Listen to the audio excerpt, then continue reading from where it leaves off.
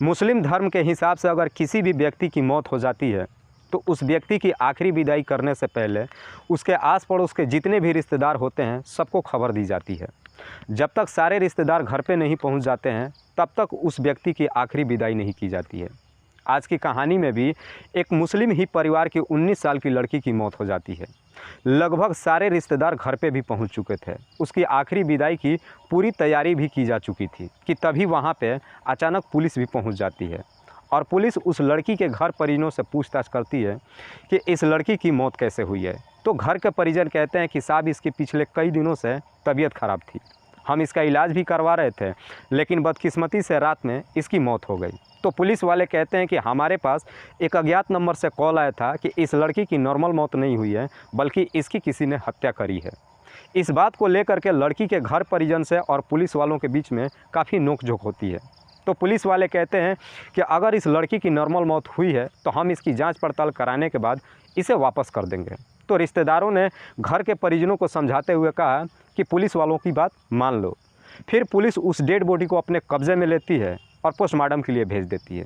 लेकिन जैसे ही postmortem report आती है तो एक बड़ा ही चौंकाने वाला खुलासा होती है। दरअसल उस पोस्टमार्टम रिपोर्ट से साफ पता चल जाता है कि उस लड़की की नॉर्मल मौत नहीं हुई थी बल्कि उस लड़की की दम घुटने की वजह से मौत हुई थी। और पुलिस जब इस केस का खुलासा करती है, लोगों को जब पता चलता है तो हर किसी के पैरों तले ज़मीन खिसक जाती है। वाकई में दोस्तों आज की जो कहानी है ये कहीं ना कहीं इंसानियत को भी शर्मसार कर देने वाली है। नमस्कार, आदाब, मैं हसमुद्दीन और आप देख रहे हैं सफ़र क्राइम तक। आज की जो सच्ची घटना मैं आपको सुनाने वाला हूँ, दरअसल ये घटना है उत्तर प्रदेश की। उत्तर प्रदेश का एक ज़िला पड़ता है गाज़ियाबाद और इसी गाज़ियाबाद का नगर कोतवाली थाना का एक इलाका पड़ता है कैला भट्टा। और इसी कैला भट्टा के गली नंबर 4 में रहने वाली गुलफ्सा, जिसकी उम्र है लगभग 19 साल। गुलफ्सा के घर में कुल 6 सदस्य लोग हैं। गुलफ्सा के माँ का नाम शमशीदा, पिता का नाम नन्हे खान और गुलफ्सा के 2 बड़े भाई जिसमें से एक का नाम है तौहीद और दूसरे का नाम है मोहिद और गुलफ्सा की एक छोटी बहन। ये 6 सदस्य अपने घर परिवार में बड़ी खुशहाल से ज़िंदगी व्यतीत कर रहे थे। गुलफ्सा जो कि 12वीं क्लास की छात्री थी कि अचानक 2 नवंबर की रात में गुलफ्सा की मौत हो जाती है और 3 नवंबर की सुबह में उसकी आखिरी विदाई की तैयारी की जा रही थी। जब पुलिस इसका पोस्टमार्टम रिपोर्ट कराती है और जब ये खुलासा होता है तो पुलिस काफ़ी सीरियस तरीके से इस केस की छानबीन करना शुरू करती है। पुलिस सबसे पहले उस नंबर को ट्रेस करती है जिस नंबर से पुलिस वालों के पास ये कॉल आया था।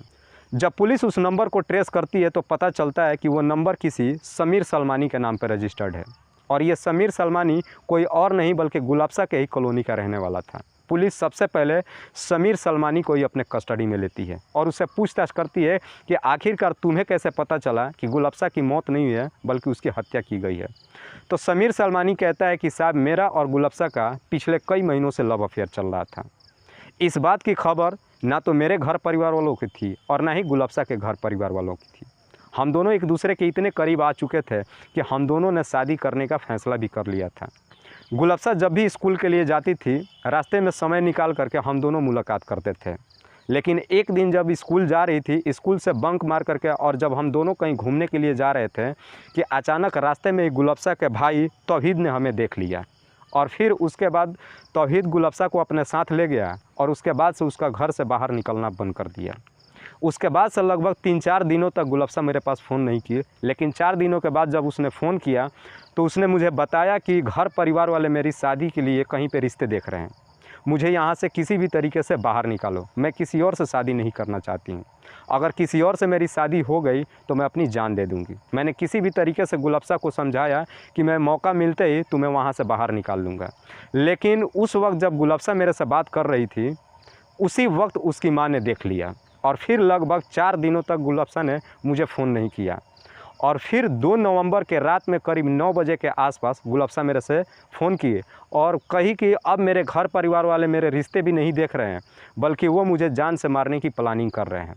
गुलफ्सा कहती है कि जब मैं तुमसे बात कर रही थी और घर से भागने की बात कर रही थी तो माँ ने इस बात को सुन लिया था और भाइयों से बता दी है।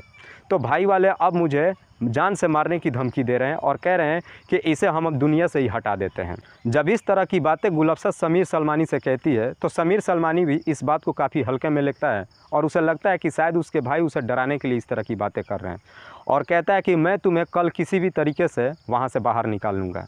लेकिन उसी रात को करीब 3 बजे के आसपास गुलफ्सा फिर से मेरे पास फ़ोन की और कही कि मेरे घर परिवार वाले पूरी प्लानिंग कर चुके हैं कि आज रात को ही वो मुझे इस दुनिया से हटा देंगे।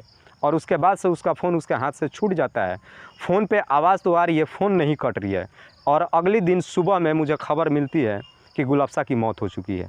इसीलिए मुझे शक हुआ कि शायद गुलफ्सा की नॉर्मल मौत नहीं हुई है, बल्कि उसकी किसी ने हत्या करी है।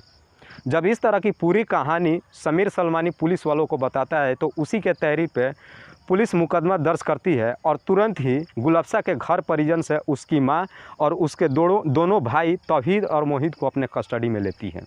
पुलिस जब उनसे पूछताछ करती है तो ये तुरंत ही अपना जुर्म कबूल कर लेते हैं। लेकिन जब इसकी पूरी कहानी बताते हैं तो वाकई में दोस्तों इंसान का कलेजा दहला देने वाली थी।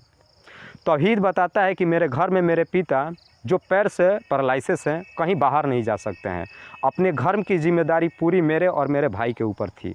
हम बेहतर तरीके से एक स्कूल में गुलफ्सा का एडमिशन भी करा चुके थे। हम चाहते थे उसकी पढ़ाई लिखाई करके और एक अच्छा करियर बनाने के लिए, लेकिन गुलफ्सा इस प्यार के चक्कर में पड़ करके और पढ़ाई लिखाई से बिल्कुल दूर हो चुकी थी। जब हमें पता चला कि समीर सलमानी के साथ में उसका लव अफेयर चल रहा था तो हमने उसे काफ़ी समझाने की भी कोशिश किया, लेकिन गुलफ्सा इस जिद पे अड़ चुकी थी कि वो किसी भी कीमत पे सिर्फ़ और सिर्फ समीर सलमानी के साथ से ही शादी करेगी। और एक दिन समीर सलमानी से वो फ़ोन पे बात भी कर रही थी समीर सलमानी के साथ भागने की। जब माँ ने ये सारी बातें हमसे बताई तो हमें लगा कि शायद अब गुलफ्सा समीर सलमानी के साथ भाग जाएगी। इस वजह से शायद हम अपने आस पड़ोस में किसी को भी मुंह दिखाने लायक नहीं रहेंगे। हमने काफ़ी जब समझाया, इसके बावजूद भी गुलफ्सा जब नहीं मानी तो हमारे पास मात्र एक ही रास्ता बचा कि अब गुलफ्सा को किसी भी तरीके से इस दुनिया से ही हटा दिया जाए। और फिर 2 नवंबर की रात में करीब 3 बजे के आसपास गुलफ्सा समीर सलमानी से बातचीत कर रही थी और भागने की प्लानिंग कर रही थी। हमें लगा कि शायद अगली सुबह होते ही ये समीर सलमानी के साथ भाग जाएगी।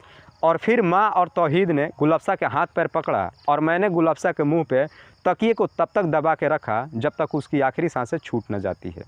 वाकई में दोस्तों जब ये पूरी कहानी पुलिस वालों को बताते हैं तो पुलिस भी उनके तरफ बड़ी ही अजीब नज़रों से देखते हुए कहती है कि ज़रा सोच के देखो कि तुम्हारी एक गलती की वजह से तुम्हारी बहन हमेशा हमेशा के लिए इस दुनिया को छोड़ कर चली गई और तुम तीनों को भी ज़िंदगी हमेशा के लिए बर्बाद हो गई। अब ज़रा सोचो कि तुम्हारे पैरालिसिस पिता का क्या होगा और तुम्हारी छोटी बहन की हाल क्या होगी। फिलहाल पुलिस ने इन तीनों आरोपियों को अपने कस्टडी में लेकर के इन पे गंभीर धाराओं में मुकदमा दर्ज करके जेल भेज दिया है। दोस्तों इस कहानी को सुनाने का उद्देश्य मुझे किसी को परेशान नहीं करना है, किसी को तकलीफ़ नहीं पहुंचाना है। बस आपको बताना है आप जहां भी रहें सुरक्षित रहें और अपनों का ख्याल रखें। तब तक के लिए जय हिंद, जय भारत।